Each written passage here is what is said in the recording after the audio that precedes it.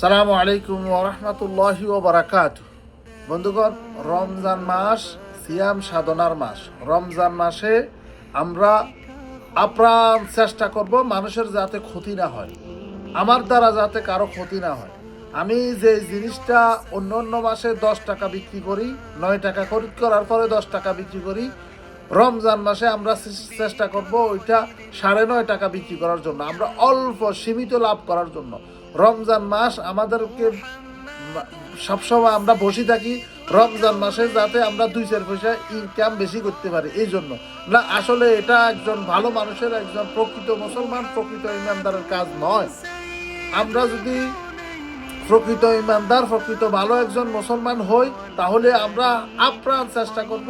আমি একজন ব্যবসায়ী, আমি ক্ষুদ্র একজন ব্যবসায়ী, আমার দ্বারা অন্যের যাতে ক্ষতি না হয়, আমার দ্বারা অন্যের উপকার হয়। অন্তত পক্ষে রমজান মাস, এই একটা মাস আমরা ইনকামটা কম করিয়া হলেও, লাভটা কম করিয়া হলেও মানুষের উপকারের নিয়তে আমরা চেষ্টা করব আমাদের জিনিসপত্রের দাম একটু কমিয়ে রাখার জন্য। বাকি 11 মাস আমরা ইনকাম করব। এই রমজান মাসে, এক মাসে আমরা যে সীমিত একটা ইনকাম করব, এটার মধ্যে আল্লাহ পাক রব্বুল আলামিন আমাদেরকে বরকত দিবেন। ওই বরকতে ইনশাআল্লাহ আমরা উপকৃত হব। ওই বরকত অনেক বড় একটা নিয়ামত।